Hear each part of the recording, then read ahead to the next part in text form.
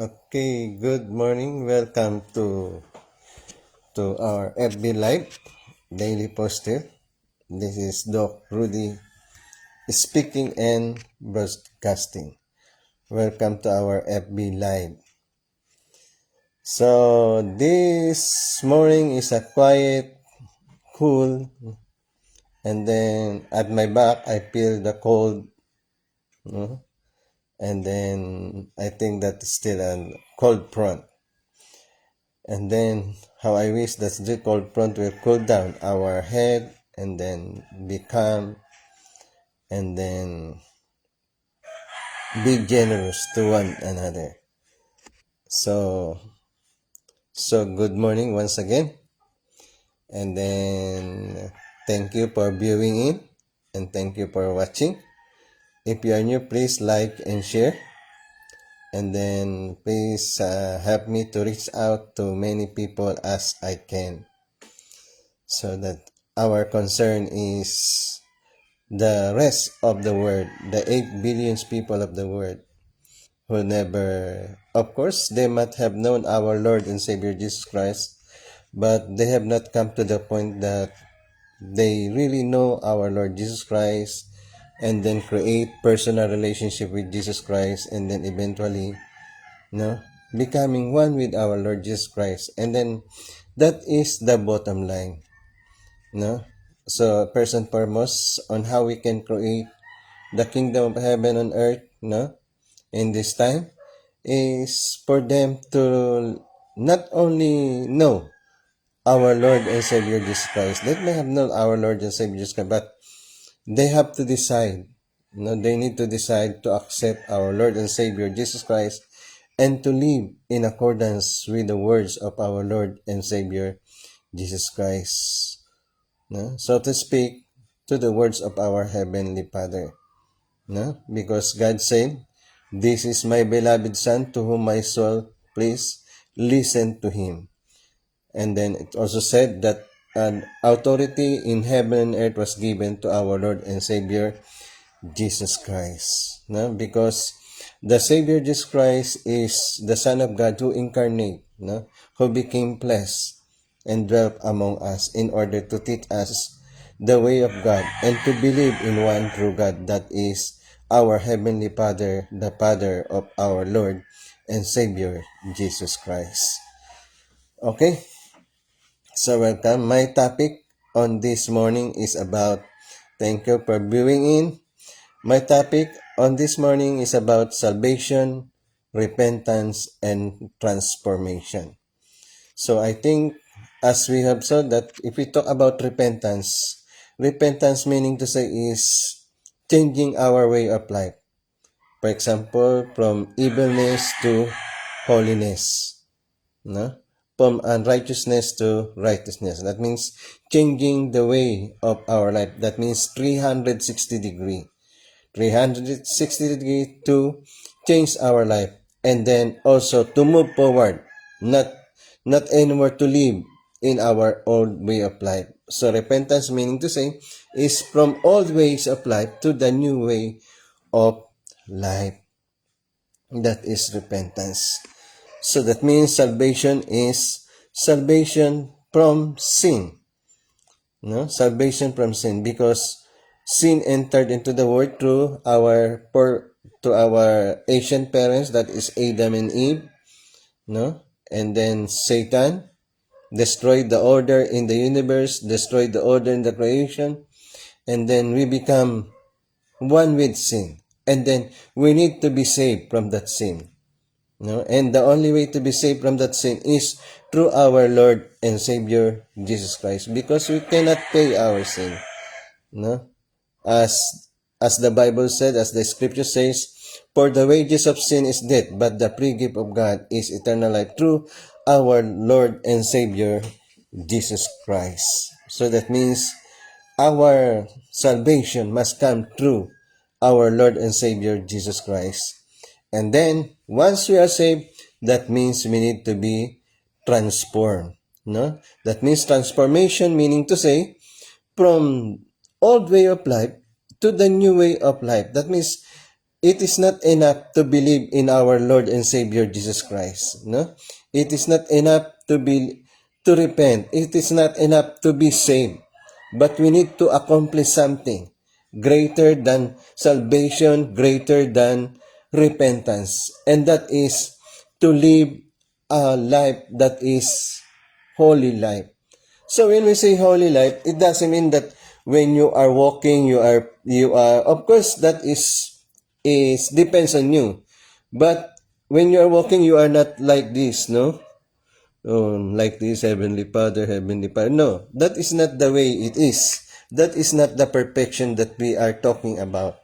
The perfection that we are talking about is free from sexual immorality, free from unnatural lust, free from corruption, free from sin. That means when we are sinning, we are not sinning, that means we are on the verge, no? On perfection. Perfection meaning to say we have accomplished our portion of responsibility. And that what is that portion of responsibility that I'm talking about? That meanings to say is that is oneness with God. We need to become one with God. No? When we are one with God, that means we let God enter in our system. We let God enter in our mind. We let God enter to our heart. We let God enter into our life. That means the captain or the driver of our life is no longer us, but it is our Heavenly Father, it is our Lord and Savior, Jesus Christ. And then eventually, the culmination of having a God-centered life is we may be able to establish the kingdom of heaven. The kingdom of heaven will not start from outside. It must start within us. As the Lord is questioned, where is the kingdom of heaven? No?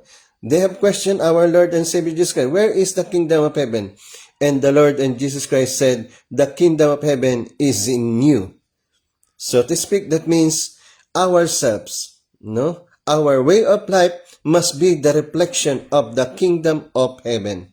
Then eventually, that kingdom of heaven must expand, no? If you are a husband, it must expand to your wife. If you're a husband and wife, it must expand to your family. Then expand to society, to the nation, and to the world. Thus, we can accomplish the kingdom of heaven on earth. So, I would like to relate this, no? I would like to relate this topic of salvation, no? Salvation, repentance, and transformation to the Bible verses that is Matthew chapter 12 verse 38. No? The Pharisees are asking our Lord and Savior Jesus Christ, say, when this will happen? What is the sign that will happen? The sign is the sign during the time of Jonah. No? The preaching of Jonah. And then according to our Lord and Savior Jesus Christ, greater than Jonah is here, right? It is true that greater Jonah is here now because we have our Lord and Savior Jesus Christ living on heaven, watching us, doing something, everything that He can do for our salvation, for our redemption, and then for our transformation. So during the time of Jonah, they have sinned against God. They have sinned against God. And then God said, I will destroy this place because the sin is prevalent, just like the Sodom and Gomorrah.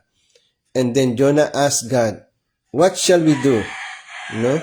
What I will tell to them that they could escape the punishment coming from you.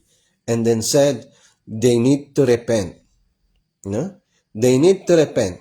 So that means during the time the people repent, but there is none yet salvation. There is no talk about eternal life. There is no talk about the kingdom of heaven. They just need to repent. And then after repentance, then God spare Nineveh from destruction, from the punishment. But repentance should not stop there. Repentance should not stop there in that situation that you just live your life. That means when we say repentance, there must come a salvation from sin. That means salvation, you are free from doing sin. No? So that means when we try to evaluate, when we try to assess, I am saved, no? That means salvation, meaning to say you are free from doing sin. Then after freeing yourself from doing sin, after freeing yourself from condemnation, that means here comes now the transformation.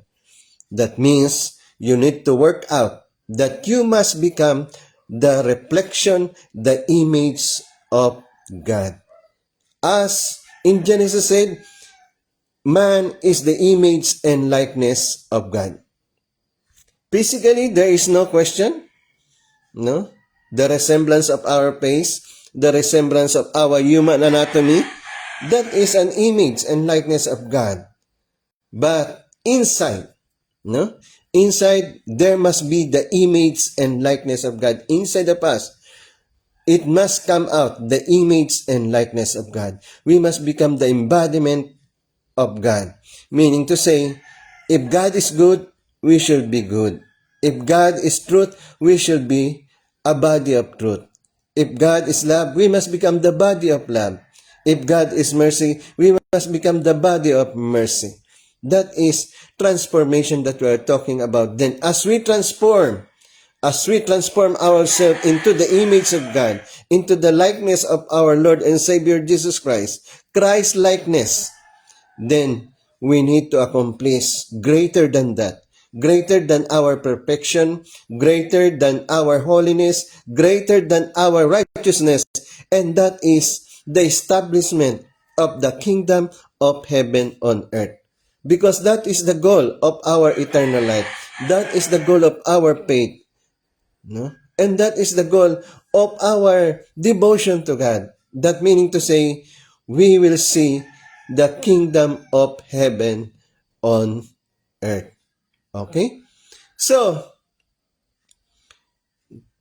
the question is, can we experience the kingdom of heaven on earth in our lifetime?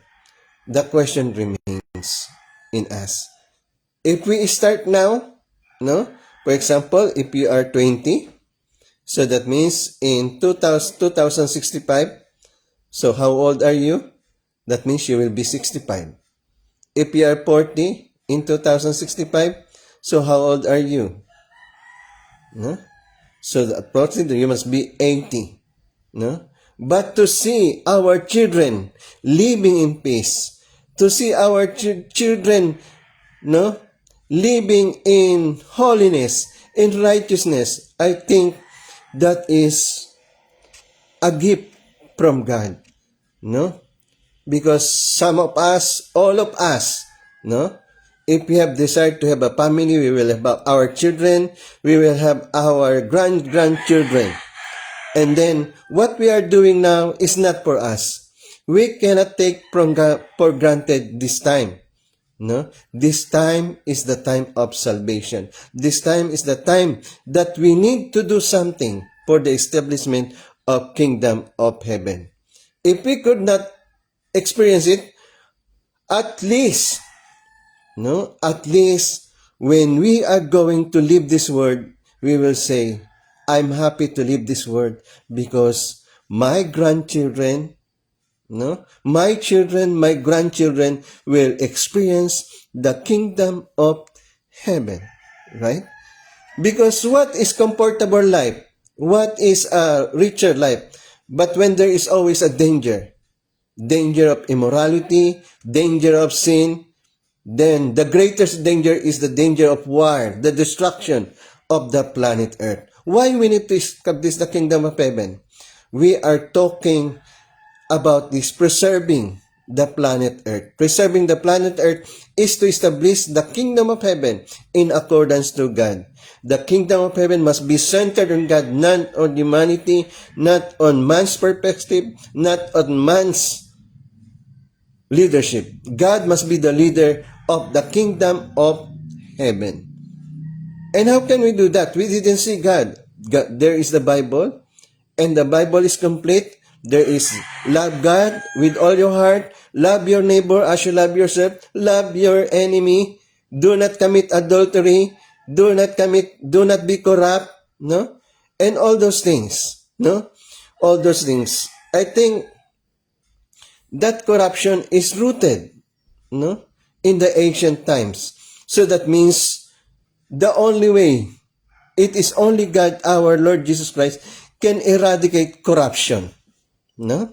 We cannot say, oh, that if I will be the president, corruption will be eliminated. No, no, no, no, no. No way. Because the people are living in corruption. So that means we need to eradicate corruption. We need to eradicate from the lowest level to the down level, we need to eradicate corruption. There are many forms of corruption. Corruption of time, corruption of family wellness. There are many kind of corruption. Corruption is not only happening in the government. There is a corruption in the family. No, there is corruption in the driver. For example, here in San Pablo City, there is corruption there. They're talking, oh, the president is corrupt, but the driver is corrupt. No, if you are going to ride in the tricycle, they will say, how much are you going to pay? Where are you going? And that is a form of corruption. So, why we are asking that the president should not be corrupt when we are ourselves is corrupt? No? When we are supposed to be with our family, we are there drinking wine, we are there committing adultery. That is form of corruption. Everything that we do, that is a form of corruption. So we cannot ask. No?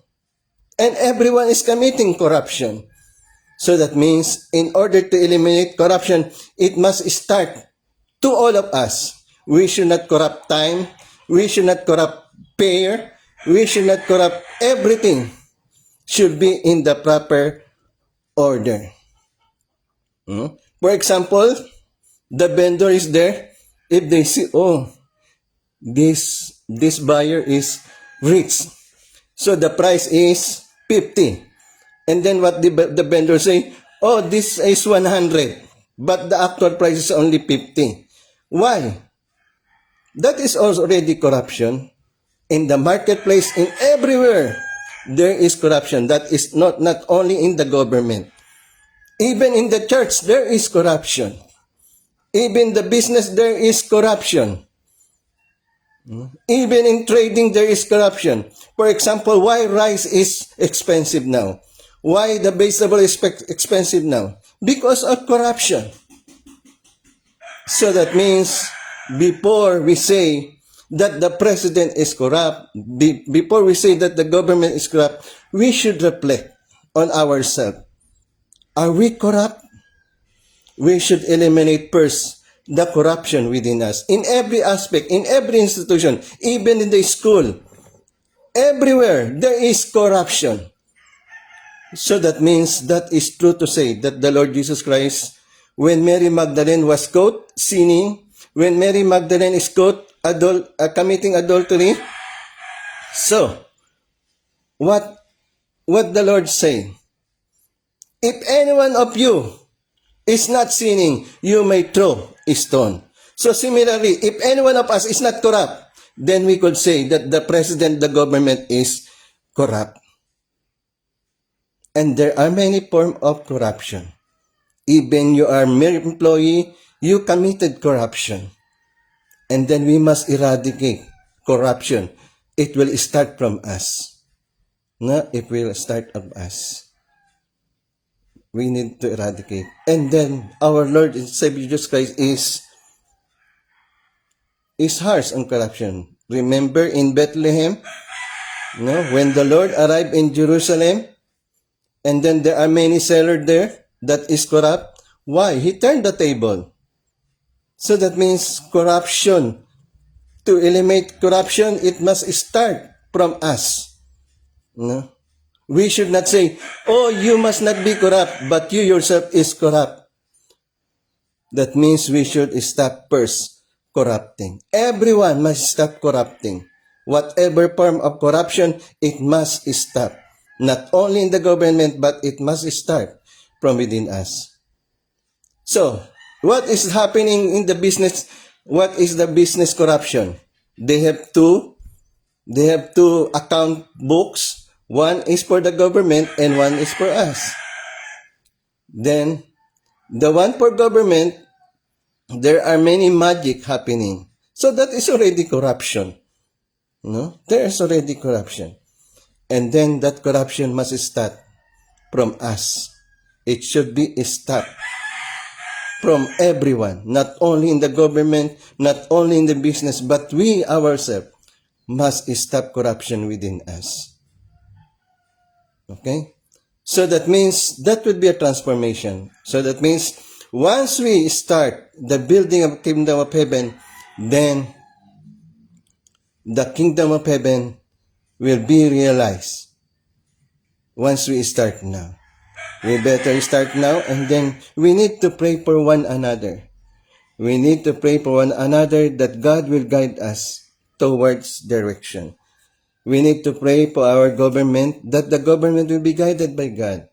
We need to pray for our nation that this nation will be guided by God in order to reach out our destiny. So that means the ultimate goal that this Philippines will become the kingdom of heaven on earth. The Philippines is a great potential. Why the Philippines a great potential to become kingdom of heaven? Because we are islands. We are surrounded by waters. So that means we can seclude, no? Everything, no? We can free from contamination the Philippines. Once we eradicate unnatural lust, once we eradicate sexual immorality, once we eradicate corruption, then we can establish the Philippines as kingdom of heaven. No? Because we are free from contamination. We have our boundaries is water. And then it should be expand from Asia to Europe, to North America, to South America, to North Antarctica, and then to the 7th continent of the world. The kingdom of heaven must be established. Because that is the goal of this world. That is the vision of God. The vision of God is kingdom of heaven on earth for all. That is the vision. And then we need to work it out. Now is the time of salvation. No? So that means, once we repent, we should not only be repenting, we need to accomplish the goal of God. That is the kingdom of heaven on earth. Amen. It must start from us. Okay, thank you once again. And thank you for viewing. And I hope I will see you again on Friday. The same time, 5 o'clock, FB Live, Manila time. So I wish that you can like and share. And then share this also to others so that we could reach out. Maybe the voice of truth will reach out the word, and then we can hope that within 40 years, we can establish the kingdom of heaven. Why 40 years? Because of the culture of corruption, the culture of sexual immorality, the culture of unnatural lust, the culture of greed. Those things must be eradicated and must be replaced by the culture of love, by the culture of truth, by the culture of loving one another. Okay? So, thank you and God bless, and hope to see you again on next Friday for our FB Live, 5 o'clock Manila time. Okay? Thank you and see you on Friday.